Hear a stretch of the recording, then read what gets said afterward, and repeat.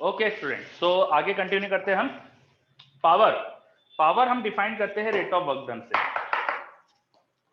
Power is defined as rate of work done.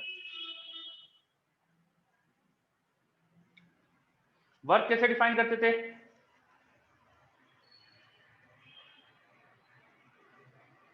बताइए। Sir, force multiplied by displacement along the force. हाँ, very good. और displacement क्या होता है? Displacement, sir. Position vector. Yes, rate sir. Of displacement पता है ना आपको? और डिस्प्लेसमेंट को हम वेलोसिटी के टर्म में लिख सकते हैं क्या? Yes sir. Yes, sir. है ना? कैसे? v dt। Sir, dv equal ds by dt implies power हो ds. जाएगा rate of work done. Rate of work done मतलब D dt of w। D dt of w।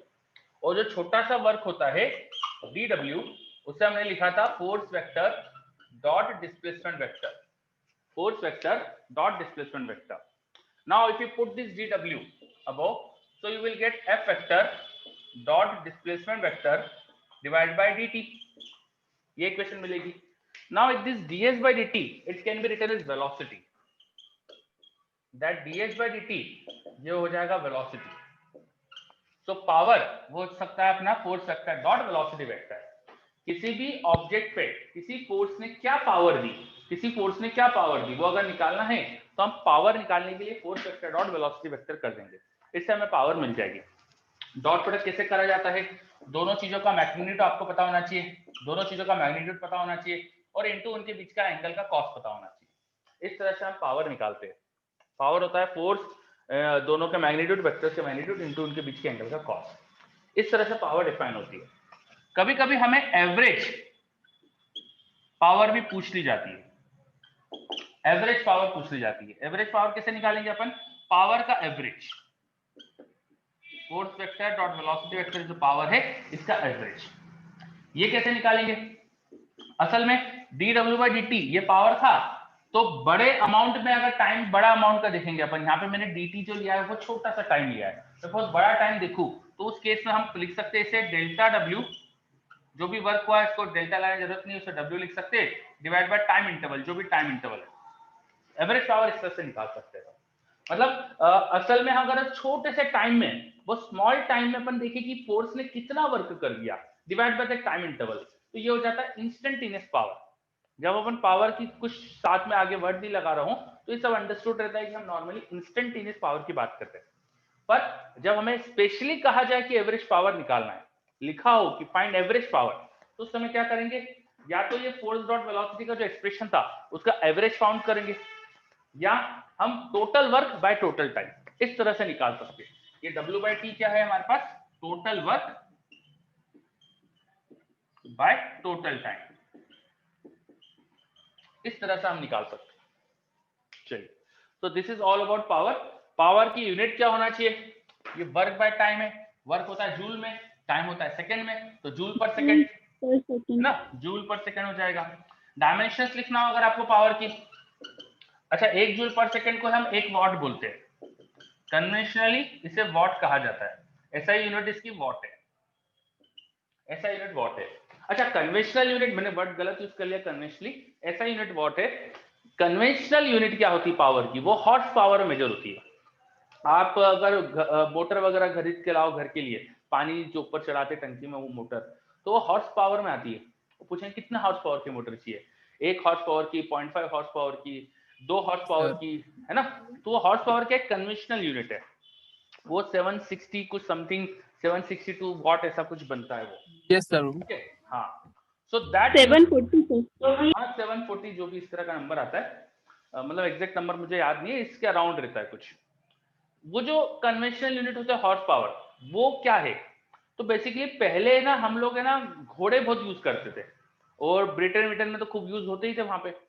वहां पर ये major करने के लिए कि भाई जो पावर हॉर्स की है उसके बराबर ही ये मशीन पावर दे रही है क्या, इसे कंपेयर करने के लिए हॉर्स पावर एक मेजरमेंट आया।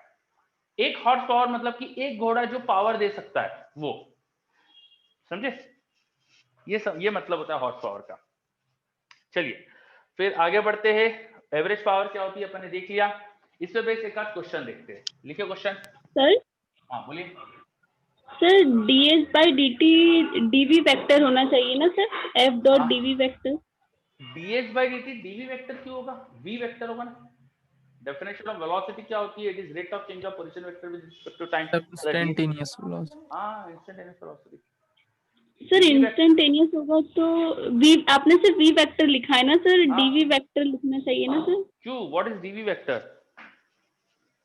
What is dv vector? Velocities का चेंज सर, चेंज। तो ये instantaneous velocity. ds by dt velocity होती है कि वेलोसिटी का चेंज होता है? वेलोसिटी होती है सर, वेलोसिटी होती है ना, तो v रेट लिखना ऑफ चाहिए। Change of velocity. Yes rate of sir, change of velocity अलग चीज होगी, ये ds by dt लिखा है rate of change of displacement. Yes sir, and which is equal to velocity. Yes बिल्कुल सर। सही, बिल्कुल सही। चलिए, तो ये पावर क्या होता है अपने डिफाइन करा, इससे बेस एक आध वन क्वेश्चन मोर देख लेते हैं। क्वेश्चन सर, हाँ वन मोर क्वेश्चन सर, इसको हाँ। इंटीग्रेट नहीं किया सर आपने, किसको? पावर को सर इंटीग्रेशन करके नहीं जोड़ सकते क्या सर, जैसे हमने पावर, वर्क को इंटीग्रेट कर दिया था। पावर एक है ना ऐसी क्वांटिटी है जो एक इंस्टेंट पे डिफाइंड है। वर्क एक पर्टिकुलर डिस्प्लेसमेंट के लिए डिफाइन होता है कि यहां से यहां कितना वर्क हो गया, इतने डिस्प्लेसमेंट में कितना वर्क हो गया, वर्क ऐसे डिफाइन होता है। बट पावर जो होता है वो होता है कि अभी इस फोर्स की पावर क्या है। पावर जैसे वेलोसिटी एक इंस्टेंट पे डिफाइन होती है, सिमिलरली पावर भी एक इंस्टेंट पे डिफाइन होता है, समझे? Yes sir. है ना, जैसे आपसे कोई पूछे time, time is a instantaneous thing. आपसे पूछे व्हाट इज द टाइम, तो आप ऐसा थोड़ी बोलोगे कि सुबह से अभी तक इतने घंटे हो गए। आप ऐसा बोलते हो ना कि अभी इस समय घड़ी में ये बजा है, समझे? तो yes Yes. Sir. Power is something वो एक इंस्टेंट पे डिफाइन होता है कि अभी इतनी वैल्यू है इसकी, दिस वैल्यू में change. Okay, and work done is defined for a period, कि इस फोर्स ने इतने समय में इतना काम कर दिया, या इस फोर्स ने यहां से लेके यहां तक डिस्प्लेसमेंट के लिए इतना काम करा है। सो कुछ फिजिकल क्वांटिटीज एक पीरियड के लिए डिफाइंड होती है, जैसे वर्क, एंड पावर वो एक इंस्टेंट पे डिफाइंड है। तो यहाँ इंटीग्रेशन की जरूरत नहीं है अपन। चलिए, ओके। हाँ, पर आप इंटीग्रेशन का फॉर्मूला जैसा कुछ बना सकते हो, बिकॉज ये वर्क जो होता है वो इंटीग्रेशन से आता है। Work is integration of F dot displacement. But मुझे यहाँ डी डब्ल्यू लिखना था, तो डी डब्ल्यू तो सिर्फ सीधा सीधा एफ डॉट डी एस हो जाएगा। छोटा सा वर्क डन हो जाएगा फोर्स इंटू छोटा सा डिस्प्लेसमेंट। पर मैं जो एवरेज पावर होती थी ना, इसमें टोटल वर्क को इंटीग्रेशन करके लिख सकता हूँ। टोटल वर्क ये होता था force vector dot displacement vector from initial to final position divide by time. यहां वो इंटीग्रेशन का सिंबल आ सकता है, ठीक है। चलिए आगे बढ़ते हैं। नेक्स्ट क्वेश्चन, एक पार्टिकल है, एक मास है जिसका मास मैंने m दे दिया है, एक ऑब्जेक्ट है जिसका मास मैंने m दे दिया है। इस पे एक फोर्स लगाया मैंने F। इनिशियली इसकी velocity at t equal to 0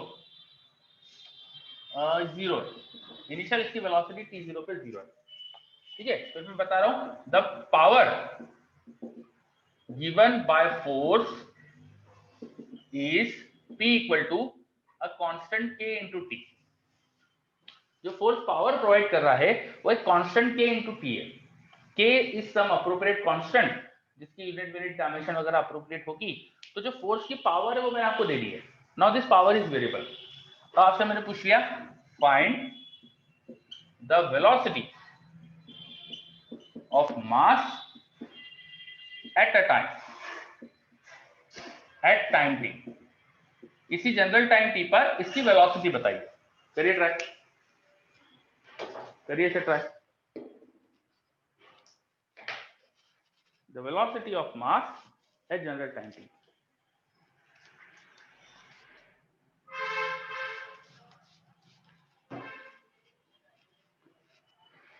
Power given by force is given to you. Power जो force ने provide करी वो आपको दे दिया है।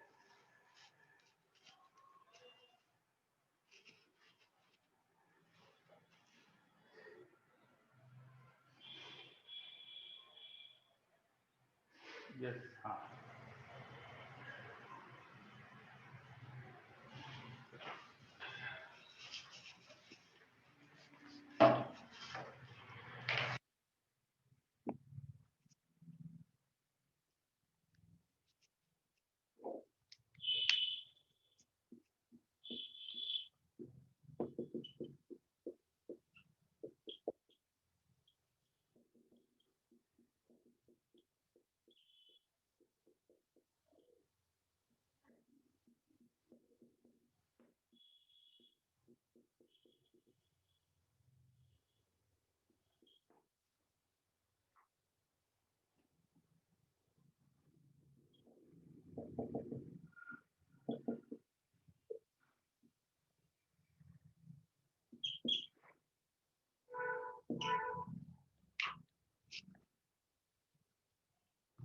मेरे पास आंसर आ रहे हैं, वेरी गुड। हम भी ट्राई करते हैं, मैं भी ट्राई करता हूं। द डेफिनेशन ऑफ पावर वो ये थी कि पावर फोर्स डॉट वेलोसिटी होता है। टी जीरो पे वेलोसिटी जीरो है, मतलब टी जीरो पे फोर्स भी जीरो है। और पावर को हम देखिए एफ बी ऐसा लिखते थे। अब यहाँ क्वेश्चन में मुझे वेलोसिटी तो दी नहीं गई है, लेकिन इसका फोर्स किधर लगाया दिखा है। जिधर फोर्स होगा उधर ही एक्सेलरेशन आना चाहिए। भाई फोर्स की डायरेक्शन में एक्सेलरेशन होगा, यहाँ पे एक हॉरिजॉन्टल सरफेस पे मास है, तो उधर ही वेलोसिटी पे आना चाहिए, है ना। तो एट सम टाइम हम ये समझ सकते हैं, ये हमको समझ में आ रहा है कि हमने जिस डायरेक्शन में फोर्स लगाया है, ऑब्जेक्ट उसी डायरेक्शन में चलने की टेंडेंसी रखेगा, क्योंकि उधर ही एक्सेलरेशन होगा, तो वेलोसिटी उसी डायरेक्शन में आना चाहिए। तो मुझे समझ में आ रहा है कि velocity should have a direction same as that of force. Now suppose velocity v है, वेलोसिटी v मान ली मैंने, तो पावर वो मुझे दी थी kt, ये हो जाएगा force into velocity, force into velocity. But what is force? Force को क्या लिख सकता हूं मैं? अगर इसका एक्सेलरेशन मुझे पता है तो by Newton second law force को लिख सकता हूं ma, by Newton second law force को लिख सकता हूं ma। तो kt हो जाएगा ma into v। what is a? what is a? is acceleration of the mass dv by dt। ये हो जाएगा m into dv by dt into v, है ना। सीधा मैंने पावर को k f into v क्यों लिख दिया? वो तो f डॉट v था, उसको लिखना चाहिए था f v और उनके बीच में एंगल का कॉस, पर इनके बीच में एंगल 0 डिग्री है, हमें समझ में आ गया था ये, ठीक है। और f को मैंने ma लिख दिया और a को dv by dt लिख दिया। तो इससे मुझे समझ में आ रहा है कि m v into dv is equal to होना चाहिए kt dt। I can integrate both the sides, दोनों साइड इंटीग्रेट कर सकते हैं हम। यहाँ पे टाइम के साथ इंटीग्रेशन होगा। टाइम t 0 पर वेलोसिटी 0 दी थी, किसी समय t पर वेलोसिटी अपन मान लेते v है, ऐसे इंटीग्रेट कर लेते दोनों sides. So M V M constant, v dv का integration v square by 2, limits लगा देना आप 0 से v, वहां kt t square by 2, limit 0 से t। तो यहाँ से आने वाला मेरे पास m v square by 2 is equal to k t square by 2, 2 will get cancelled out. मुझे वेलोसिटी पूछिए, देखो वो आ गई मेरे पास root k by m into t, ये आ गई velocity root k by m into t. This is the velocity of the mass at any time t। बताइए आ रहा है समझ में? बेसिक जो हमें पता होती चीजें वो यूज करिए। पावर होता है फोर्स डॉट वेलोसिटी, वेलोसिटी किधर आना चाहिए, हमने अपने सोचा कि भाई फोर्स इधर उधर वेलोसिटी आ रही होगी, और कोई फोर्स तो दिया नहीं है। फोर्स को लिख सकते हैं mass into acceleration, acceleration dv by dt होता है। इंटीग्रेशन की इक्वेशन बनाई, सॉल्व करके आ गया आंसर। क्लियर? कोई भी दिक्कत इसमें? चलो अब कुछ बच्चों का सही था, उदय का सही था, आदित्य राज का सही था, वेरी गुड आदित्य राज। नवदीप मेरे को समझ में आ गया गलती क्या थी, वेरी गुड। चलो देखो पावर के क्वेश्चन जो होते हैं ऐसे सिंपल होते हैं, इसमें कोई भी हाँ बोलो। पावर को f dot ds by dt था ना? हाँ f dot ds by dt लिखते हैं, और ds by dt को तो v करते लिखते हैं अपन।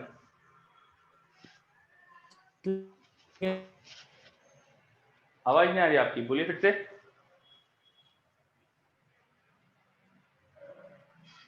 बोलिए सर ये किससे पता चला कि क्या, किससे पता चला? आवाज फिर कट गई आपकी।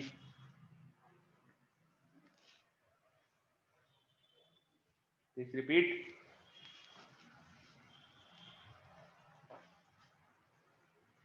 सर मोशन की फर्स्ट इक्वेशन यूज कर सकते हैं क्या? हम नहीं यूज कर सकते v equal to u plus a t, because force मुझे पता नहीं कांस्टेंट है क्या, एक्सेलरेशन कांस्टेंट है क्या मुझे पता नहीं। एक्सेलरेशन जब कांस्टेंट हो तब v equal to u plus a t लगा सकते हैं, कांस्टेंट नहीं हो तो नहीं लगा सकते। तो आपको पता नहीं है यहाँ पे एक्सेलरेशन के बारे में, इसलिए मैं नहीं लगा रहा। चलिए, ये नवदीप का आया फोर्स कांस्टेंट है, कैसे पता चला? मैंने कब कहा फोर्स कांस्टेंट है? मैंने कभी यूज ही नहीं करा कि फोर्स कांस्टेंट है ना, मैंने कहीं भी यूज ही नहीं करा। ठीक है, मैंने कहीं भी नहीं लिखा कि फोर्स कांस्टेंट है। चलो, फोर्स को मास इनटू एक्सेलरेशन तो हमेशा लिख सकते हैं, चाहे फोर्स कांस्टेंट हो या ना हो। ओके, अब एक बहुत इंपॉर्टेंट चीज पे आगे बढ़ते हैं अपन, बहुत इंपॉर्टेंट चीज, वर्क। अब मैं बेसिकली एनर्जी पे आने वाला हूं, उससे पहले एनर्जी डिफाइन कर देते हैं। अभी एनर्जी डिफाइन नहीं करी हमने, फिर अपन आगे बढ़ेंगे। तो एनर्जी,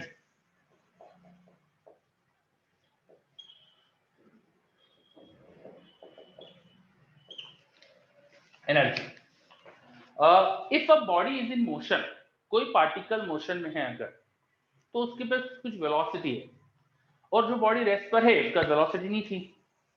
जनरली हमें वेलोसिटी प्रोवाइड करने के लिए कुछ वर्क करना पड़ता है, कुछ हमें काम करना पड़ता है। So we need to perform some work to give velocities to any object. अगर एक मास को मैं ऊपर से छोड़ू तो ग्रेविटी उस पर काम करती है और उससे वेलोसिटी प्रोवाइड करती है। Now when they are having some velocity, तो डेफिनेटली उनमें जो मोशन में जो स्टेट है उनकी वो बदल चुकी है, तो उनमें कुछ ज्यादा कंटेंट है। There is something more in this quantities, and that something, वो में जो ज्यादा चीज है उसे हम कहते थे एनर्जी।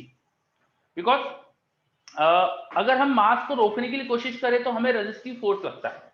दूसरी चीज, कोई ऑब्जेक्ट अगर मोशन में है तो उस मोशन की जो उसकी एनर्जी है, जो भी मोशन में उसको क्वांटिटी एक्स्ट्रा थी, उससे हीट वीट भी बन जाती है। They have some ability to do work. जो ऑब्जेक्ट मोशन में होते हैं वो किसी चीज से टकराकर उसको भी मोशन में ला सकते हैं। वो एक बॉल चल के आ रही है, वो किसी दूसरी बॉल से टकराए तो दूसरी बॉल भी मोशन में आ सकती है, तो दूसरी बॉल्स को भी वेलोसिटी प्रोवाइड कर सकती है।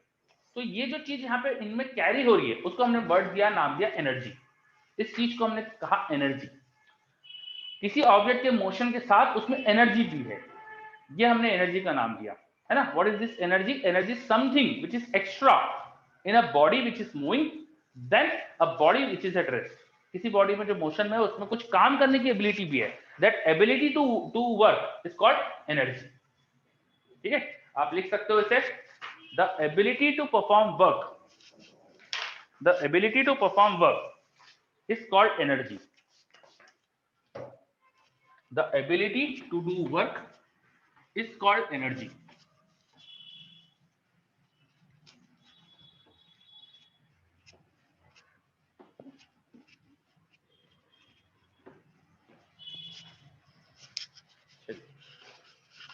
अब एनर्जी, अगर ऑब्जेक्ट मोशन में है तो उसमें किस टाइप की एनर्जी है, उसे हमने नाम दिया काइनेटिक एनर्जी।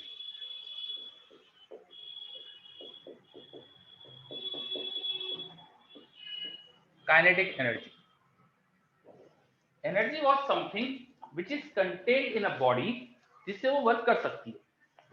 अब काइनेटिक एनर्जी क्या है? When a body is in motion, then the extra amount of energy contained in a body, then the body same kind of body at rest। कोई बॉडी रेस्ट पर है, उसके compare में किसी motion करती हुई body, same kind of motion करती हुई बॉडी में कितनी एक्स्ट्रा एनर्जी है, that energy is called kinetic energy. The energy contained due to motion state of motion is called kinetic energy. Motion की वजह से जो एनर्जी है, अब ये कितनी होगी, इसे कैसे डिफाइन करें, इसका अमाउंट कैसे लिखे अपन, ये हमारे पास क्वेश्चन आता है कि इसका अमाउंट कैसे लिखे। इसके लिए हमने क्या सोचा कि हम किसी ऑब्जेक्ट को मोशन में लाने के लिए फोर्स लगाते हैं, फोर्स का वर्क होता है उस पर, तो हम जो वर्क कर रहे होंगे वही तो काइनेटिक एनर्जी में जा रहा होगा। भाई हमने ये सोचा कि वर्क जो होगा हमारा, हमारे वर्क से काइनेटिक एनर्जी आ रही है और काइनेटिक एनर्जी से वो ऑब्जेक्ट वर्क कर सकता है। तो बाय कंजर्वेशन प्रिंसिपल्स कि भाई हमने जितना काम करा होगा वही एनर्जी में जा रहा होगा, हमने ऐसा मान लिया, हमने ऐसा सोच लिया। तो हम ये कहने वाले हैं अब कि जो भी हम वर्क कर रहे होंगे मोशन की स्टेट में लाने के लिए, उसको वेलोसिटी प्रोवाइड करने के लिए, वही उसमें एनर्जी के फॉर्म में स्टोर हुआ होगा, ऐसा मान रहे। तो हम कितना वर्क कर रहे होंगे तो वो निकाल के देख लेते हैं। मान लो हम कांस्टेंट फोर्स लगा के वर्क कर रहे हैं, तो कांस्टेंट फोर्स लगा के जो वर्क होता है वो होता है फोर्स इनटू डिस्प्लेसमेंट, इस तरह से लिखते हैं। लेकिन फोर्स अगर कांस्टेंट है तो उसको लिख सकते हैं मास इनटू एक्सेलरेशन, और एक्सेलरेशन को लिख सकते हैं dv/dt। और जो डिस्प्लेसमेंट होता है उसे क्या लिखते हैं अपन, ds बाई dt। अब यहाँ थोड़ा सा दिक्कत आ रही है अपन की, ये dv by dt ds by sorry displacement sorry ds होता था अपना, फिर ये dn स्क्वायर dt को अपन लिख सकते थे वेलोसिटी। तो ये हो जाएगा हमारे पास एक्सप्रेशन, जो छोटा सा वर्क होगा किसी फोर्स का। ठीक है, मैं फिर से स्टार्ट करता हूँ, बीच की स्टेप्स आपको शायद भूल जाओगे।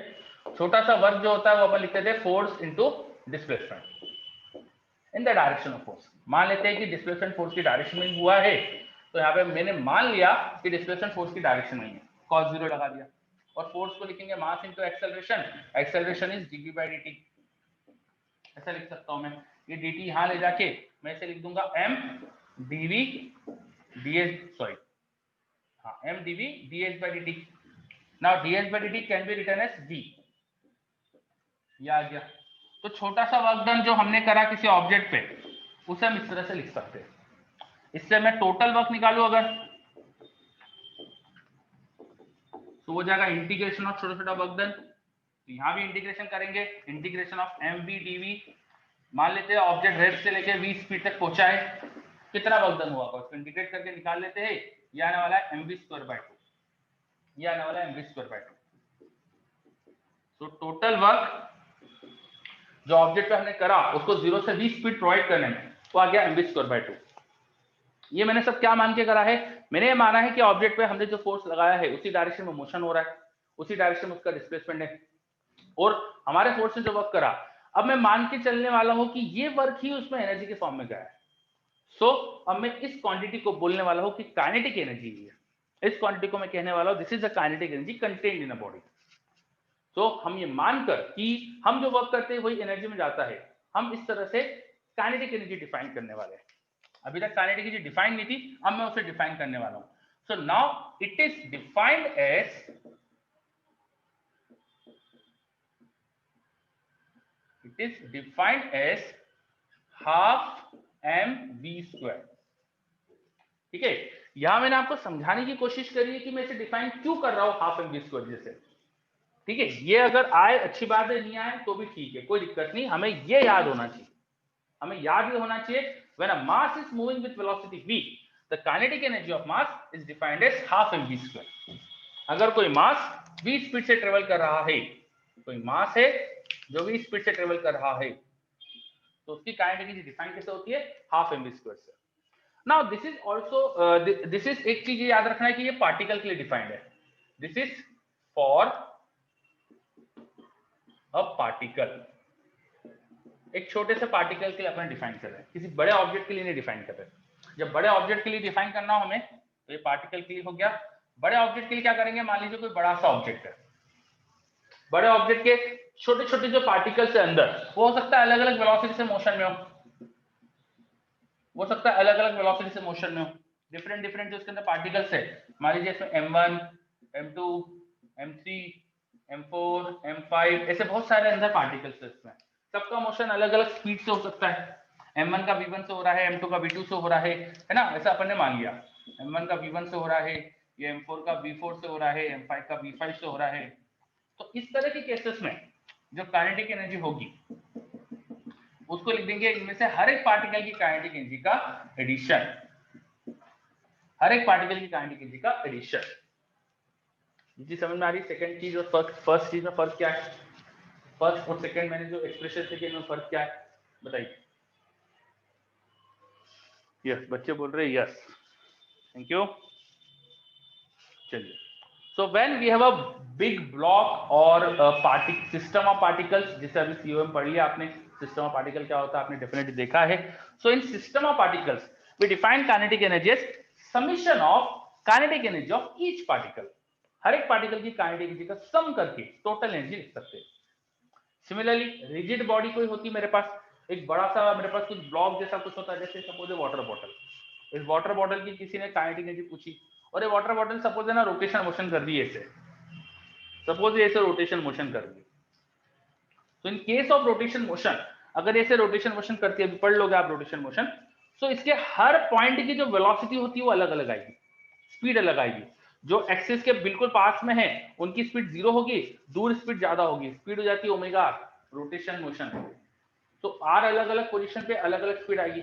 वहां क्या करेंगे, तो वहां पर भी काइनेटिक एनर्जी निकालना हो, अगर आपके पास कोई कंटिन्यूअस बॉडी है, उसका है ना रोटेशन मोशन जैसा कुछ हो रहा है सपोज इस तरह से, तो उस केस में आपको क्या करना होता है, उसके किसी छोटे से हिस्से को देखो, उसका मास क्या है देखो, वहां वेलोसिटी क्या है, स्पीड क्या है वो देखो, वो छोटे से हिस्से की छोटी सी काइनेटिक एनर्जी लिखो, वो लिख दोगे आप हाफ छोटा सा मास इनटू जो भी छोटे मास की वेलोसिटी उसका स्क्वायर, ये उसकी छोटे से मास की छोटी सी काइनेटिक एनर्जी।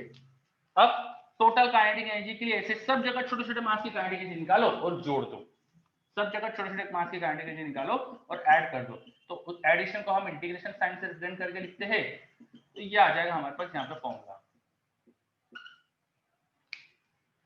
तो मैंने 3 केस बताया, सिंगल पार्टिकल की काइनेटिक एनर्जी लिखना है half m v square, system of particles की काइनेटिक एनर्जी लिखना है, हर छोटे छोटे पार्टिकल की काइनेटिक एनर्जी निकाल के जोड़कर टोटल सिस्टम की काइनेटिक एनर्जी लिख सकते हो। किसी कंटीन्यूअस मास सिस्टम की काइनेटिक एनर्जी लिखना है, कोई रिजिड बॉडी जैसी चीज की काइनेटिक एनर्जी लिखना है, जैसे एग्जांपल के लिए मैंने बॉटल बताई थी जिसमें हर जगह कुछ कुछ मास है, इस केस में काइनेटिक एनर्जी लिखना है, तो हर छोटे छोटे मास की काइनेटिक एनर्जी क्या है वो लिखो और उसको जोड़ दो, इंटीग्रेट कर दो, तो आपको टोटल काइनेटिक एनर्जी मिल जाएगी। चलिए, ये 3 तरह से हमने काइनेटिक एनर्जी डिफाइन करी। कहीं भी कुछ भी समस्या, कुछ भी डाउट, किसी को कुछ भी पूछना है जल्दी। सर 1/2 कांस्टेंट क्वांटिटी है तो उसको बाहर कर सकते हैं क्या सर? हाँ कर सकते हो आप, इसको इंटीग्रेशन के सर बाहर समीशन में और इंटीग्रेशन में वो चीज सब में करना ही सब क्यों नहीं कर सकते, बिल्कुल सही कर सकते हो। हाँ सर आखिरी वाले में वेलोसिटी तो सेम रेडियस वालों में हाँ सेम रेडियस वालों में सेम रहेगी, बिल्कुल सही कह रहे हो आप, जिनकी रेडियस सेम है उन सबकी सेम होगी, बिल्कुल सही कह रहे हो आप, है ना। फिर सर आप v को dv क्यों नहीं लिख सकते? v को dv क्यों लिखूं मैं, v का मतलब होता है किसी पर्टिकुलर मास की स्पीड क्या है, dv मतलब उसका चेंज क्या है, v और dv का मतलब अलग अलग है। मेरे पास काइनेटिक एनर्जी के फॉर्मूले में v था, स्पीड थी, चेंज नहीं था उसका, आप चेंज क्यों लिखना चाह रहे हो? सर क्योंकि वेलोसिटी तो चेंज होती रहेगी, रेडियस पे जाएंगे तो हो रही है चेंज, वो सही बात है आपकी, लेकिन मैं फॉर्मूले में क्यों लिखूं उसको, dv क्यों लाऊं, एक मास छोटा। हाँ इंटीग्रेट कैसे करेंगे अगर वो रेडियस कैसे करेंगे वो सोचेंगे ना अपन, अभी इंटीग्रेशन करना थोड़ी आपको, ठीक है समझे। इंटीग्रेशन कैसे करेंगे ये अपना बात का क्वेश्चन है, जोड़ेंगे कैसे इसे वो बात का क्वेश्चन है, ठीक है, लिखना ऐसी चाहिए अभी, समझे। हाँ वो करके दिखा देंगे आपको, मत टेंशन लो, है ना, आपको आ जाएगा वो। चलिए, तो काइनेटिक एनर्जी मैंने डिफाइन करी। एनर्जी फिर और भी तरह की होती है, एक एक करके सबको हम डिफाइन करते जाएंगे। अच्छा ये नोट हो गया था ना, हटा दिया मैंने बिना पूछे। Yes sir. हाँ यस सर। हाँ, तो चलो अब काइनेटिक एनर्जी जब मैं डिफाइन कर चुका हूं, तो अब मैं बहुत इंपॉर्टेंट चीज जो होती है उस पर आ सकता हूं, work energy theorem. Work energy theorem, work energy theorem, work energy theorem, work दिख रहा है ये, एनर्जी थ्योरम।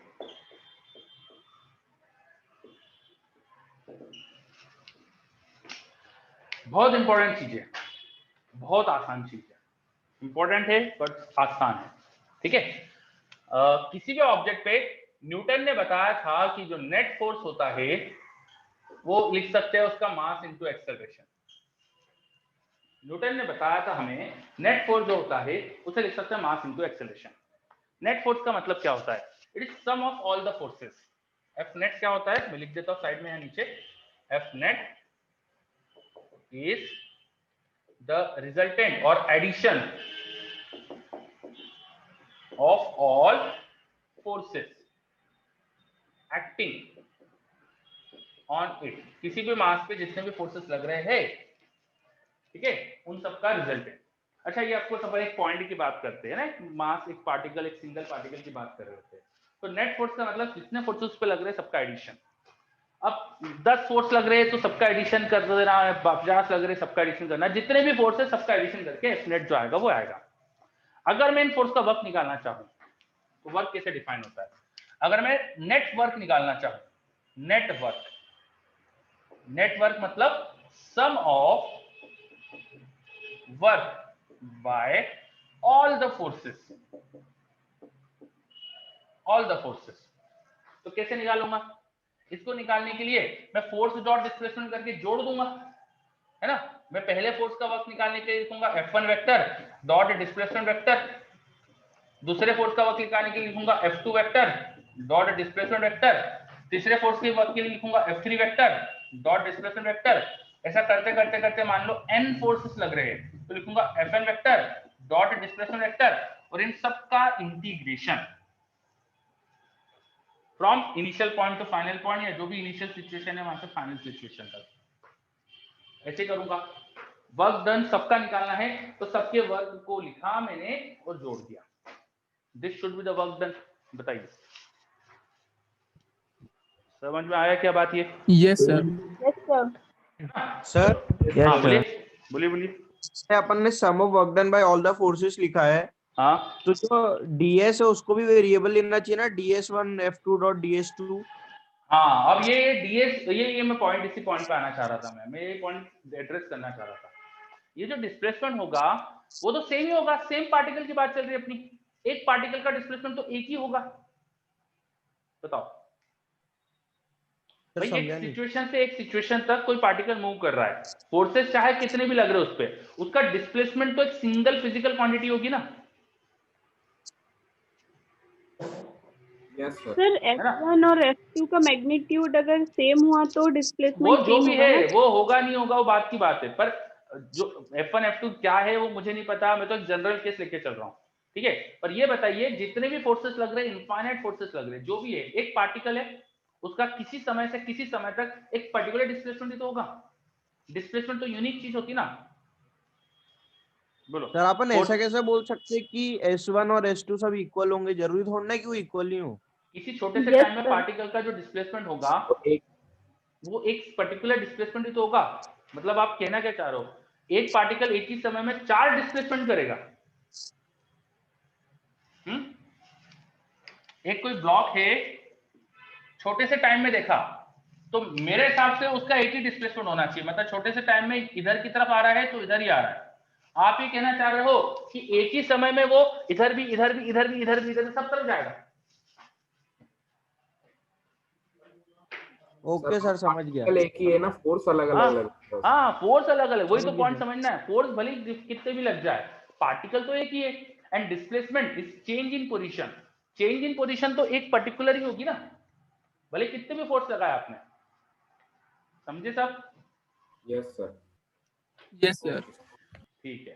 Yes sir. हम अभी सिंगल पार्टिकल की बात कर रहे हैं ना, इसलिए हम सब डिस्प्लेसमेंट्स को चाहे कितने भी फोर्स लगे, डिस्प्लेसमेंट तो एक ही होगा। अब ds क्योंकि कॉमन है तो उसे बाहर ले लो, ठीक है। तो ये हो जाएगा integration initial to final, forces का सम कर लो up to Fn dot displacement. ऐसा भी लिख सकता हूं मैं भाई, ये ds सब में था तो ds को कॉमन लेके मैंने इनका सम डॉट डिस्प्लेसमेंट कर दिया। ऐसा भी लिख सकता हूं मैं, समझे? Yes sir. अब ये क्या चीज है, what is all this? Forces. Sum of Fnet all sir. Forces. Yes sir. तो ये Fnet होता है, Fnet सर। है ना। ये तो Fnet होता है, न्यूटन ने बताया था हमको, ये हमको पता ही है, इसको ही Fnet बोलते हैं। Fnet dot displacement vector. अरे ये Fnet को क्या लिख सकता हूं मैं? Mass into acceleration. Mass into acceleration. है ना। तो net work done equal to चल रहा है अपना, मैं यहाँ फिर से एक बार लिख देता हूँ, नेट वर्क किसका? ऑल फोर्सेस, जितने फोर्सेस लग रहे हैं उनका, बाय ऑल फोर्सेस। जितने फोर्सेस है सबका वर्क निकाल रहा हूं मैं, है ना। अभी Fnet को क्या लिख सकता हूं मैं? अभी तुमने बताया ऊपर न्यूटन ने बोला था उस हिसाब से, मास into acceleration vector. Acceleration dot displacement, acceleration होता है dv vector by dt dot displacement. अच्छा, एक्सेलरेशन को मैं लिख सकता हूं उसका x कंपोनेंट i, उसका y कंपोनेंट j, उसका z component k, am I right? General 3D में सोचे अगर अपन, भाई एक्सेलरेशन एक वेक्टर क्वांटिटी है, उसके तीनों डायरेक्शन ऑफ कंपोनेंट पॉसिबल है, तो एक्सेलरेशन वेक्टर मैं यहां लिख देता हूं। एक्सेलरेशन वेक्टर उसको मैं लिख सकता हूं, उसका कुछ x कंपोनेंट होगा इनटू i, उसका कुछ y कंपोनेंट होगा इंटू जे, उसका कुछ z कंपोनेंट होगा इंटू के, ऐसा लिख सकता हूं। वैसे डिस्प्लेसमेंट मुझे नहीं पता किस डायरेक्शन में हो सकता है, उसका कुछ x कंपोनेंट हो डिस्प्लेसमेंट का, ds वेक्टर का कुछ x कंपोनेंट होगा इंटू i, कुछ y कंपोनेंट होगा इंटू j, कुछ z कंपोनेंट होगा इंटू k। ठीक है, चलो तो इन दोनों को डॉट प्रोडक्ट करके लिखूंगा अगर मैं, यहाँ देखो डॉट प्रोडक्ट है ना इनका, ये और डिस्प्लेसमेंट का, एक्सेलरेशन और डिस्प्लेसमेंट का डॉट प्रोडक्ट कैसे करते हैं? डॉट प्रोडक्ट करेंगे तो आई वाले का प्रोडक्ट हो जाएगा, जे वाले का प्रोडक्ट हो जाएगा, के वाले का प्रोडक्ट हो जाएगा। तो लिख दो डॉट प्रोडक्ट करके। Yes sir. तो initial to final mass into ax dx plus ay dy plus az dz। मुझे तो ऐसा आता है डॉट प्रोडक्ट, मुझे तो ये पता है कि डॉट प्रोडक्ट करना हो तो आई वाले को प्रोडक्ट कर दो, जे वाले का प्रोडक्ट कर दो, के वाले का प्रोडक्ट करके सम करके लिख दो। चलो ये लिख दिया। ax का मतलब क्या होता है? What is meaning of this ax? What is meaning of this ax? ax मतलब एक्सेलरेशन का x कंपोनेंट। हाँ, इसका मतलब क्या होता है? वेलोसिटी के x कंपोनेंट का रेट ऑफ चेंज, याद करिए। Yes sir. Yes sir. है ना? अच्छा, इसको मैं ऐसा भी लिख सकता हूँ क्या? vx into dvx by dx। a को एक्सेलरेशन को लिख सकता हूँ ना, v dv by dx। Yes sir. है ना? कैसे लिखा मैंने? इसमें ऊपर नीचे dx मल्टीप्लाई कर दिया एक तरह से, और एक dx बाई dt को मैंने लिख दिया vx, dx बाई dt हो गया vx, और ये dvx बाई dx ऐसे कैसे छोड़ दिया। Yes sir. सो ax, ये dx इधर लेके आ जाओ, so ax into dx it can be written as vx into dvx।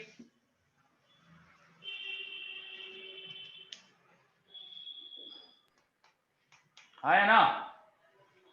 इस dx को Yes, हम मल्टीप्लाई कर दिया तो ax dx is equal to vx dvx।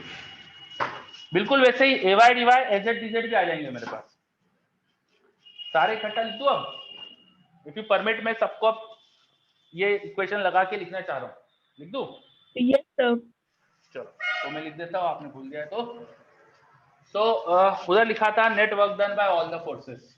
Net work done by all forces is equal to integration initial to final, integration initial to final mass into अंदर ax dx वो हो जाएगा vx dvx, vx into dvx, आगे vy dvy, आगे vz dvz, ये equation बनी।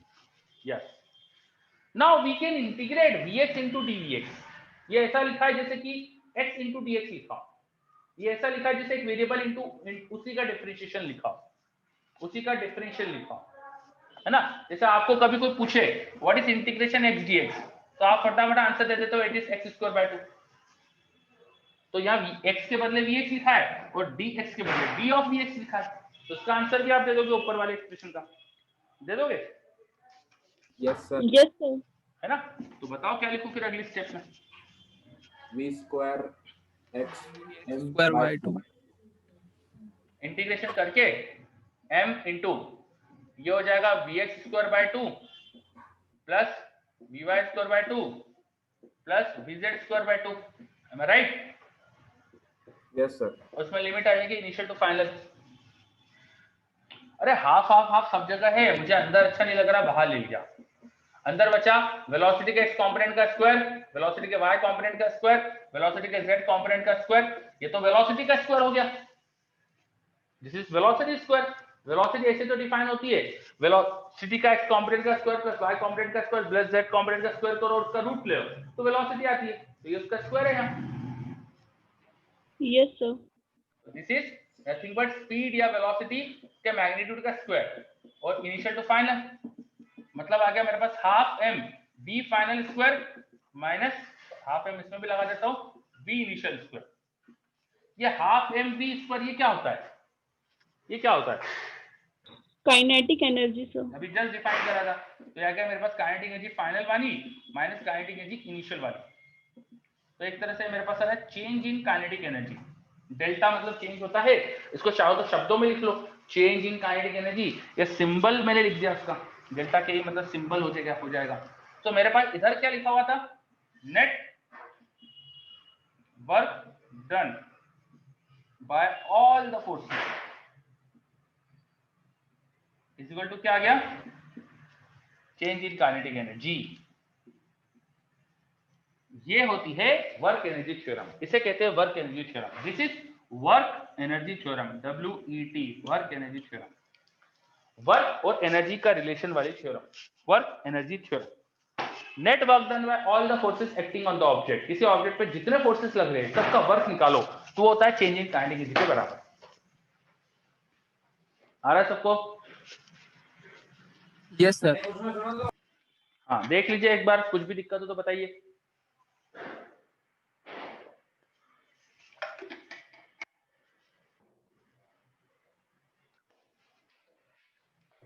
Sir इसका proof जरूरी है क्या लिखना? मतलब याद करना थोड़ा जरूरी है क्या? मतलब देखो, मुझे ऐसा लगता है कि मैंने प्रूफ क्यों बताया, आप ड्रॉपर हो, मैं चाहता तो बोल देता इसका प्रूफ देख लेना, ठीक है, पर मैं, मेरी पर्सनल चॉइस ऐसी रहती है कि प्रूफ वगैरह से क्या रहता है, हमको पीछे का फिजिक्स समझ में आता है, ठीक है, हम कोई चीज कर क्यों रहे वो समझ में आता है। और फॉर IIT एडवांस ये रिक्वायर्ड होता है। जेईई मेंस के क्वेश्चन के लिए इतना जरूरत शायद ना पड़े, पर IIT एडवांस में जो अंडरस्टैंडिंग होती है ना क्वेश्चंस की, जो डेप्थ होती है क्वेश्चन की, उसके लिए जरूरी होता है। इसलिए फॉर IIT एडवांस प्रिपरेशन बच्चों को हर चीज का प्रूफ आना चाहिए, क्योंकि एग्जाम का क्वेश्चन ऐसे ही कुछ आता है जिसमें आपको नया चीज बनाना पड़ेगा, डिराइव करना पड़ेगा, तो विदाउट दिस बेसिक अंडरस्टैंडिंग नहीं कर पाएंगे, ठीक है। तो मेरा इच्छा तो ये रहती है कि बच्चों को प्रूफ रहा अच्छे से आए। चलो, यस, लॉजिक समझ में आता है हर एक चीज का, ठीक है। जैसे अगर ये प्रूफ नहीं देखते तो ये आपका डाउट ही नहीं आता कि DS1, DS2, DS3 क्यों नहीं लिखा मैंने DSE क्यों लिख दिया। तो ये ऐसी चीजें निकल के आती है ना, फिर बच्चों की चीजें क्लियर होती, समझ क्लियर होती बच्चों की। चलिए नोट कर लीजिए फटाफट, जल्दी से नोट कर लीजिए, और किसी को कुछ भी डाउट हो तो पूछिए।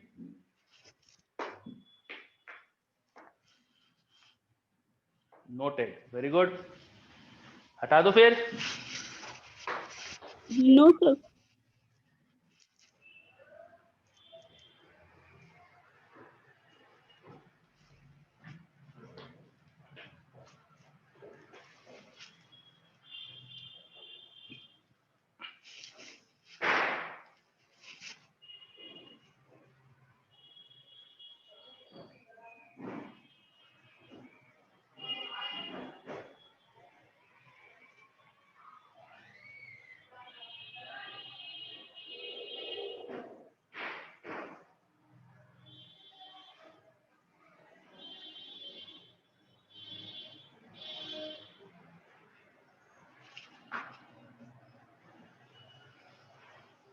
तो आप ठीक है, आप मुझे लगता है हो जाएगा, यस सर। है ना? ओके। और नोट करने में आप हमेशा ना सॉल्व जो करना रहता है बीच के हिस्से वो हटा देना चाहिए। ये इंटीग्रेशन आपको खुद से करते आना चाहिए था। यहाँ से मैं तो डायरेक्ट ये स्टेप लिखता, बीच की मैं कर लेता बाद में। चलो, आई होप कि सबने नोट कर लिया है, तो मैं ये सब हटा रहा हूँ इधर की चीजें।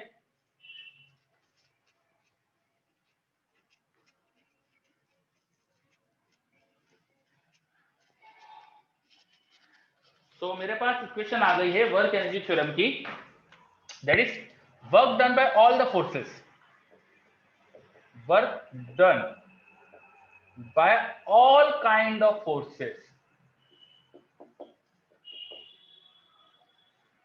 उनका सम, मतलब नेट ऑफ इट, इसको मैं यहाँ पे नेट लगा देता हूँ, net work done by all kind of forces, जितने भी फोर्सेस लग रहे हैं ऑब्जेक्ट पे सबको मुझे जोड़ देना है, कोई डिस्क्रिमिनेशन नहीं है, सारे फोर्सेस, जितने फोर्सेस लग रहे हैं सबका वर्क निकाल के ऐड कर दो, तो नेट वर्क डन। वो होता है चेंज इन काइनेटिक एनर्जी के बराबर, वो होता है final kinetic energy minus initial kinetic energy. So now this is very important equation, जिससे मैं कई क्वेश्चन को सॉल्व कर सकता हूं। और मुझे अगर पता करना हो कि क्या काइनेटिक एनर्जी आ रही है बाद में, तो बहुत आसानी से निकाल सकता हूँ, है ना। अगर इनिशियल काइनेटिक एनर्जी पता है तो फाइनल काइनेटिक एनर्जी भी आसानी से निकाल सकता हूँ। तो बहुत काम की इक्वेशन है, इसे हम कई जगह यूज करेंगे। लेकिन अभी जरा वर्क पे ध्यान देते हैं। वर्क जब हमने निकाला था तो मैंने क्वेश्चन बताया था आपको, जिसमें मैंने ना पाथ भी दिया था पार्टिकल का, लेकिन हमें बिना पाथ के भी वर्क निकालते आ गया था। याद करो, एक क्वेश्चन दिया था ऐसा, यस सर, है ना। कंपोनेंट आपने हाँ, वहां पे है ना बिना पाथ की रिक्वायरमेंट के, बिना पाथ की जरूरत के फोर्स का वर्क डन निकाल दिया था हमने। अच्छा, और कुछ जगह पर हमने ऐसा देखा है कि ना हम किसी फोर्स के अगेंस्ट वर्क करें। जैसे एग्जांपल से बात डिस्कस करते हैं अपन। ये एक पेन लिया मैंने, इसे मैं अगर मैं ऐसा होल्ड करता हूँ हाथ में और इसे ऊपर ले जाता हूँ, तो मुझे काम करना पड़ता है क्या ऊपर ले जाने के लिए? मुझे कुछ वर्क करना पड़ेगा क्या? अपना फिजिक्स का जो वर्क होता है वो करना पड़ेगा क्या? बताओ Yes, sir. यस कितना करना पड़ेगा? Yes, sir. कितना करना पड़ेगा? mgh mgh करना पड़ेगा। कैसे बोला आपने Yes, mgh? Sir potential force energy increase होगी, ऊपर मैंने जाएगा पढ़ाई सर। भी पोटेंशियल एनर्जी, ऐसे शब्द मत यूज करो जो मैंने सर, नहीं पढ़ाया। ग्रेविटी के फोर्स के अगेंस्ट वर्क करना पड़ेगा ना सर? बिल्कुल सही, Force हमें ग्रेविटी के और फोर्स के अगेंस्ट वर्क displacement- करना पड़ेगा। Yes. इसको Yes, होल्ड sir. करने के लिए, हाथ में रखने के लिए, मुझे इस पे वेट लग रहा है इसका नीचे mg, मेरे हाथ से उस पर उतना ही फोर्स ऊपर लगना चाहिए, तभी यह रेस्ट पे रह पाएगा। ये पेन मेरे हाथ में अगर रेस्ट पर है तो इसका जो वेट है नीचे mg, उससे मुझे बैलेंस करना पड़ेगा बाय माय हैंड। मेरा हैंड उतना ही इस पे फोर्स लगाना चाहिए ऊपर। अगर इसका mg बहुत ज्यादा होता ना तो मैं इसको ऐसे होल्ड ही नहीं कर पाता। मेरे पास बहुत हेवी चीज है तो आप कोई भी उसको ऐसे होल्ड नहीं कर पाओगे। इसका वेट कम है तो इसलिए आसानी से होल्ड कर लिया ना। अब इसके अगेंस्ट मुझे जो ऊपर ले जाना है, मेरा नॉर्मल ऊपर ही लग रहा है इस पे और मैं ऊपर ही ले जा रहा हूँ, मान लो h हाइट, तो मेरा वर्क डन हो जाएगा मेरा फोर्स इनटू डिस्प्लेसमेंट, वो भी ऊपर ही। और मेरा फोर्स कितना था? इसके वेट के बराबर, मतलब mg के बराबर, तो mg इनटू डिस्प्लेसमेंट मान लो h था, तो mgh वर्क हो जाना चाहिए। ठीक है। Yes, sir. अब ये वर्क मैंने किसके अगेंस्ट करा? मुझे ग्रेविटी जो लग रही थी ना नीचे, उसके अगेंस्ट करना पड़ गया। मुझे अगर ग्रेविटी के अगेंस्ट इसे रोकना है तो मुझे mg के बराबर फोर्स लगाना पड़ा। जितना ग्रेविटी का फोर्स उतना मुझे लगाना पड़ा इसको रेस्ट पे रखने के लिए। फिर मुझे ग्रेविटी के अगेंस्ट इसे मोशन कराना था तो मुझे वर्क करना पड़ गया। ठीक है, ये समझ में आ रहा है? Yes, sir. अब मैं यहाँ से छोड़ दूं, Yes. अगर मैंने इसे जमीन से एकदम नीचे से उठा के यहाँ तक लाया और यहाँ से छोड़ा अगर मैंने, तो क्या होता है? नीचे गिर जाता है सर। काइनेटिक एनर्जी आ रही, देखो वेलोसिटी आ रही है इसके अंदर, यस यस सर। है ना। काइनेटिक एनर्जी आ रही है इसके अंदर, एनर्जी आ गई इसके अंदर। इसको छोड़ा, नीचे आते थे, एनर्जी आ गई। क्यों आई एनर्जी? क्यों आई एनर्जी? क्यों आई क्योंकि एनर्जी? सर क्योंकि सर हमको force ऊपर ले जाते समय हमने इसके ऊपर वर्क किया, वो हाँ, वर्क हमने वर्क करा था, वो वर्क इसमें एक तरह से स्टोर हो गया, मतलब, यस सर। है ना। अगर अच्छा देखो, ऐसा करता मैं कि ये मेरे पास एक कुछ दूसरा ब्लॉक है ना, इसको ये हाथ पे रखा, ये हाथ पे रखा देखो, और इसको मैं ऐसा डिस्प्लेस कर रहा हूं, फ्रिक्शन के अगेंस्ट डिस्प्लेस कराया मैंने। हाथ और इसके बीच में फ्रिक्शन होगा और इसको ऐसे डिस्प्लेस कराओ धीरे धीरे धीरे धीरे धीरे, तो फ्रिक्शन के अगेंस्ट डिस्प्लेस करा रहा हूं, am I right? Yes sir. है ना। आप घर पे भी करके देख सकते हो, कोई भी टेबल जमीन पे जो रखी हुई है उस टेबल को खसकाओ तो फ्रिक्शन के अगेंस्ट उसको वर्क करना पड़ता है आपको, am I right? Yes sir. और फिर टेबल वहां ले जाके छोड़ दो, नई पोजीशन पे ले जाके छोड़ दो। ये इसको मैंने फ्रिक्शन के अगेंस्ट इधर डिस्प्लेस करा, छोड़ा, ये तो वापस ही नहीं आ रहा। आ रहा है क्या? राइट सर, नहीं आ रहा है है। ना। और ग्रेविटी के अगेंस्ट देखो, इसको ऊपर ले जाके छोड़ा तो ये तो वापस आता है। कुछ फोर्सेस के अगेंस्ट काम करो तो वहां तो ऐसा नहीं होता है कि वो एनर्जी के फॉर्म में वर्क वापस मिल जाए हमें, पर ग्रेविटी के साथ ऐसा हो रहा है, देखा आपने? Yes sir. तो Yes, there sir. Are some forces which is a nature that उनके अगेंस्ट काम करो तो वो स्टोर हो रहा है। और आप लोगों ने अभी उसके लिए नाम बोल दिया था पोटेंशियल एनर्जी। आप लोगों ने कह दिया था उसमें पोटेंशियल एनर्जी, हमने वर्क करा और पोटेंशियल के फॉर्म में स्टोर हो गया और वही तुम्हें वापस मिल गया। पर फ्रिक्शन के अगेंस्ट तो ऐसा होता नहीं, तो कुछ ना कुछ प्रॉपर्टी में फर्क है इनकी। सही है क्या? Yes sir. Yes sir. है ना। अब क्या फर्क है? मेन क्या रीजन फर्क दिख रहा है अपन को? इनमें फर्क क्या दिख रहा है? सर एक हॉरिजॉन्टल चल रहा था नहीं और एक हॉरिजॉन्टल का एक मोशन में है और एक स्टैटिक है। नहीं, एक फोर्स के अगेंस्ट काम करो तो वो एनर्जी में स्टोर हो रहा है, और दूसरा फ्रिक्शन फोर्स जो है उसके अगेंस्ट काम करो तो वो एनर्जी में स्टोर नहीं कर रहा। ऐसा कुछ लग रहा है ना? Yes sir.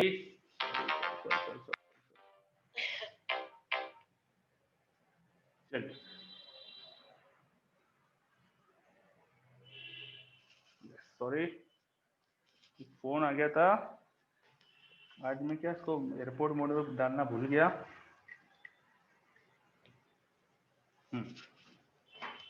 चलो बोर्ड भी दिख रहा है, ठीक है। सो फोर्स जो ग्रेविटी का था उसके अगेंस्ट अगर काम करते हैं आप, तो वो स्टोर्ड रहता है ऑब्जेक्ट के अंदर, वो ऑब्जेक्ट के अंदर किसी एनर्जी के फॉर्म में स्टोर्ड है। एंड फ्रिक्शन के अगेंस्ट काम करो तो वो स्टोर्ड नहीं है। आप ग्रेविटी के अगेंस्ट इस मास को ऊपर ले जाके छोड़ रहे थे, तो ग्रेविटी का आपने अगेंस्ट जितना काम करा था वही आपको इसकी काइनेटिक एनर्जी फॉर्म में वापस मिलता है। बट वेरे फ्रिक्शन के अगेंस्ट काम करो तो आपको वापस नहीं मिलता है। दिख रहा है आपको ये? सर ग्रेविटेशनल का जो फोर्स है वो कांस्टेंट है ना सर, और हाँ, फ्रिक्शन constant। चेंज होता रहता है सर। फ्रिक्शन भी कांस्टेंट होता है जब रिलेटिव मोशन हो रहा हो। तो फ्रिक्शन जब रिलेटिव मोशन हो रहा है तब वो म्यू इंटू एन हो जाता है। Yes sir. हाँ, सो इंपॉर्टेंट प्रॉपर्टी ये है कि कुछ फोर्सेस अपने अगेंस्ट किए गए काम को स्टोर करके रखते हैं और कुछ फोर्सेस अपने अगेंस्ट किए गए काम को स्टोर नहीं करते हैं। तो जितने फोर्सेस यहाँ पे थे ना, work done by all kind of forces, in kind दो तरह की दिख रही है हमें। The kind of force is two types. दिख रहा है आपको? मैं वर्क के हिसाब से देखूं तो मेरे पास दो टाइप के फोर्स है, two type zoom out zoom in होना है, क्या? Camera zoom out zoom in हो। अच्छा अच्छा अच्छा, वो हाँ वो अभी रुको, इसको फिर चेक करते हैं अपन। ये ऐसा लगता है जैसे इसको पता नहीं क्या दौरे पड़ने लग गए है ना। Yes sir. कुछ मतलब माता जी आ गई इसके अंदर, कुछ ऐसा हो गया। चलो, two types of forces based on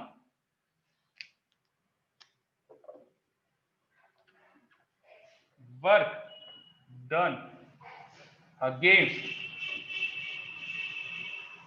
them.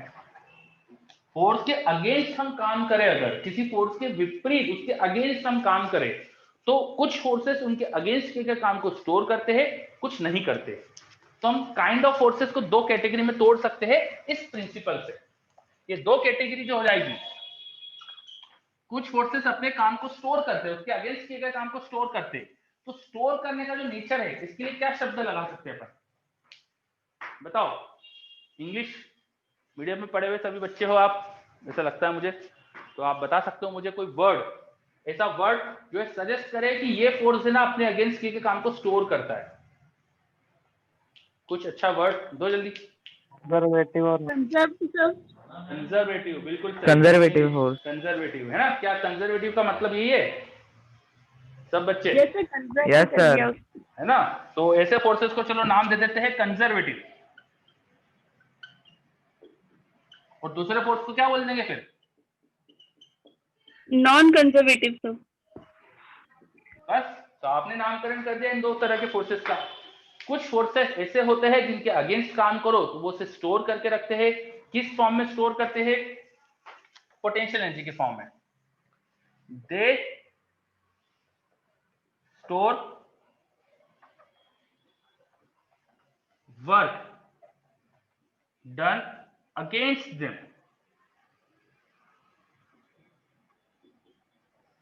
किस फॉर्म में स्टोर करते हैं? In form of potential energy.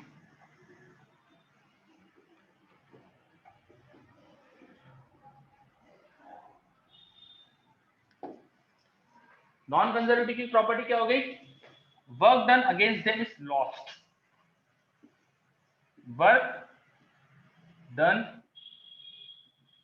Against them is lost. जैसे फ्रिक्शन के अगेंस्ट काम करो तो वो जनरली हीट में लॉस हो जाता है, वो अपन को वापस काइनेटिक एनर्जी के फॉर्म में नहीं मिलता है। तो फोर्सेस की दो कैटेगरीज हमें दिख रही है। कुछ फोर्सेस के अगेंस्ट काम करो तो वो अपने अगेंस्ट किए गए काम को स्टोर करते हैं। किस तरीके से स्टोर करते हैं उसका हमने नाम दिया potential energy. The thing in which they store this work is called potential energy. उस एनर्जी को हमने नाम दिया पोटेंशियल एनर्जी। क्या समझ में आ रहा है आपको ये? How potential Yes, energy is sir. Now defined? Yes sir. चलिए नोट कर रही है जल्दी से, और जो पुराना लिखा हुआ था उधर की सब चीजें हटा देता हूं मैं। सर लास्ट पॉइंट रिपीट कर दीजिए सर। मैंने बोला कि कुछ फोर्सेस अपने अगेंस्ट किए काम को स्टोर करते हैं, और किस फॉर्म में स्टोर कर रहे हैं उसे आपने कहा है पोटेंशियल एनर्जी। सर सभी फोर्स एक ही एनर्जी के फॉर्म में स्टोर करेंगे सर? नहीं, हर फोर्स की अपनी अपनी पोटेंशियल एनर्जी हो जाएगी। डिफरेंट टाइप्स ऑफ फोर्सेस की अपनी अपनी टाइप ऑफ पोटेंशियल एनर्जी होगी। जैसे ग्रेविटी की बात करें, अगर आप किसी मास को उठा के ऊपर ले जाते हैं तो वो किस फॉर्म में स्टोर करता है एनर्जी, उसको नाम देते हैं अपन ग्रेविटेशनल पोटेंशियल एनर्जी। ग्रेविटी वाली पोटेंशियल एनर्जी मतलब ग्रेविटेशनल पोटेंशियल एनर्जी। स्प्रिंग के फोर्स में भी ऐसी प्रॉपर्टी होती है। स्प्रिंग से मास जोड़ो, उसको खींचो, छोड़ो, मास वापस आता है, उसमें काइनेटिक एनर्जी आती है। फिर से बोल रहा हूं, स्प्रिंग से एक मास को कनेक्ट करा, मास को खींचा, छोड़ा, मास वापस आता है और उसमें काइनेटिक एनर्जी आती है। होता है क्या? सही है? Yes sir. है ना? तो वो जो स्प्रिंग भी एक फॉर्म में स्टोर कर रहा है ना एनर्जी को, उसे भी बोलेंगे पोटेंशियल एनर्जी, पर अब उसे बोल देंगे स्प्रिंग पोटेंशियल एनर्जी। उसे बोल देंगे स्प्रिंग पोटेंशियल एनर्जी। या वो स्प्रिंग की जो प्रॉपर्टी होती है ना, जिससे वो चीजों को वापस खींचती है, इसे बोलते हैं उसकी इलास्टिक प्रॉपर्टी। तो इसलिए उसे इलास्टिक पोटेंशियल एनर्जी भी बोलते हैं कभी कभी। स्प्रिंग की प्रॉपर्टी को क्योंकि इलास्टिक प्रॉपर्टी बोलते हैं, तो इलास्टिक पोटेंशियल एनर्जी। तो फोर्स के टाइप के हिसाब से नाम अलग अलग हो जाएगा।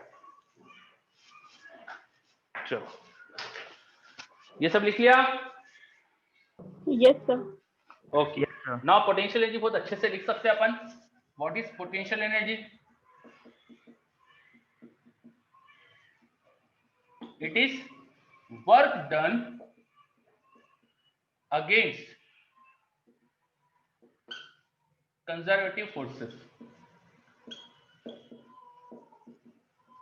Work done against conservative forces. Conservative forces की जो अगेंस्ट वर्क होता है वही पोटेंशियल एनर्जी होती है। अब पोटेंशियल एनर्जी क्या एग्जैक्टली वो लिखे कि मतलब उसका चेंज लिखे? मतलब एग्जांपल के लिए, जैसे मैं फिर से इस पॉइंट को रिफ्रेश करता हूं, एक मास को मैं इस पोजीशन से उठाकर ऊपर ले रहा हूं और छोड़ता हूं, तो क्या यहां से यहां लाने में ही जो वर्क हुआ वही एनर्जी के फॉर्म में स्टोर हुआ है क्या? क्या जमीन से यहां तक लाने का वर्क नहीं था? बोलो, वो पोटेंशियल के फॉर्म में स्टोर नहीं था? स्टोर होगा ना सर वो भी, है ना? बिल्कुल सही। तो मैंने जब ब्लॉक को मेरे हाथ से यहां से ऊपर ले गया, इतनी हाइट ले गया बस, तो इतनी हाइट में भी पोटेंशियल एनर्जी आई है। और एकदम ग्राउंड से मैं यहां तक लाया हूंगा, जब नीचे से यहां तक लाया हूंगा, तब भी तो पोटेंशियल एनर्जी आई होगी। Yes sir. तो इनमें फर्क क्या है? अब हम अगर ऐसे लिख देंगे डेफिनेशन पोटेंशियल एनर्जी की, कि potential energy equal to work done against conservative force, तो ये तो फिर अलग अलग अमाउंट हो जाएगा। बोलो, पोटेंशियल एनर्जी की वैल्यू अलग अलग हो जाएगी, है ना? इसलिए हम एक काम करते हैं, हम इसको ऐसा नहीं लिखते, हम चेंज इन पोटेंशियल एनर्जी को ये लिखते हैं। हम लिखते हैं change in potential energy is work done against conservative force.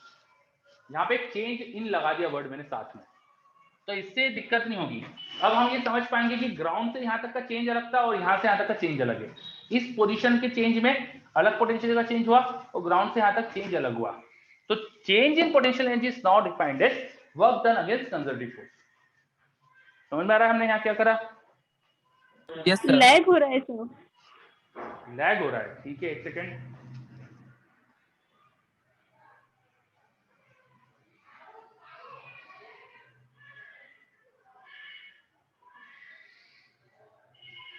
अब देखिएगा। Yes sir. ठीक है, तो हमने डिफाइन करा change in potential energy as the work done against conservative force. ये शब्दों में लिखा, इसको चलो मैथमेटिकल सिंबल्स में लिखते हैं। चेंज के लिए हम डेल्टा लेटर लगाते हैं, पोटेंशियल एनर्जी को चलो एक काम करते हैं, पीई लिख देते हैं, है ना? कुछ लिखना है पीई लिख दिया, या कुछ और लिखना है यू भी लिख सकते हो, आपकी जैसी इच्छा।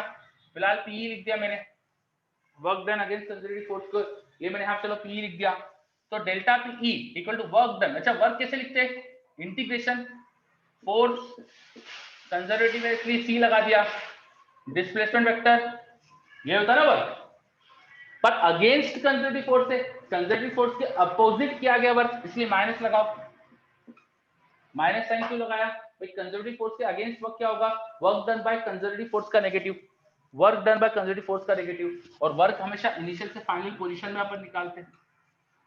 तो जो मैंने ऊपर शब्दों में लिखा उसी के लिए मैंने नीचे मैथमेटिकली एक्सप्रेशन लिख दिया। सो मैथमेटिकल एक्सप्रेशन ये हमें बता रहा है कि change in potential energy equal to negative of work done by conservative force. This is work done by conservative force. Negative of work done by conservative force मतलब against conservative force. समझ में आ रही बात? ये इक्वेशन समझ में आ रही है? Yes sir. Okay, very good. So ये इक्वेशन अब अपन को याद रखना है. कंजर्वेटिव फोर्स का आपको जब भी पोटेंशियल का चेंज निकालना है आप इससे निकाल सकते हैं. और ये बहुत काम की इक्वेशन है बच्चों. इलेक्ट्रोस्टैटिक पढ़ोगे, पोटेंशियल एनर्जी वहां पे भी पढ़ोगे आप. वहां इलेक्ट्रोस्टैटिक पोटेंशियल एनर्जी पढ़ोगे. इलेक्ट्रोस्टैटिक्स का जो फोर्स होता है, कूलॉम्ब्स फोर्स, वो भी कंजर्वेटिव होता है. तो उसके लिए भी आप पोटेंशियल एनर्जी डिफाइन करते हैं. ये सेम इक्वेशन होगी वहां पर भी. सेम तरीके से इक्वेशन सब पोटेंशियल डिफाइन करेंगे. चलिए अब थोड़ा पोटेंशियल एनर्जी का जो कॉन्सेप्ट है इसको एक दो बार और समझ लेते हैं अपन. इसके कुछ इंपॉर्टेंट पॉइंट्स और समझ लेते हैं. What is this potential energy? क्या समझ में आया आपको? What is potential energy? बताओ. सर कंजर्वेटिव फोर्स के अगेंस्ट जो हम वर्क करते हैं वो उस ऑब्जेक्ट में एनर्जी के फॉर्म में स्टोर हो जाता है सर. बिल्कुल उसी को हम पोटेंशियल एनर्जी कहते हैं. ठीक है. और हमने देखो change in potential energy define करा है. Yes sir. है ना? तो हम किसी पॉइंट पर एग्जैक्ट कितनी पोटेंशियल एनर्जी है वो बता सकता हूँ क्या? No sir. नहीं बता सकता. मुझे पता होना चाहिए जीरो कहाँ है. मुझे ये पता होना चाहिए जीरो कहाँ पर है. कहाँ पोटेंशियल एनर्जी को जीरो ले, मुझे ये पता होना चाहिए. जहां जीरो है वहां से अभी तक कितनी आई तो यहाँ की एनर्जी आ जाएगी. है ना? हमने जो चीज डिफाइन करी है वो है चेंज इन पोटेंशियल एनर्जी. तो चेंज इन पोटेंशियल एनर्जी का मतलब होगा potential energy final minus potential energy initial. अब मैं ये individual value final potential energy कब बता सकता हूँ? जब इनिशियल पता हो.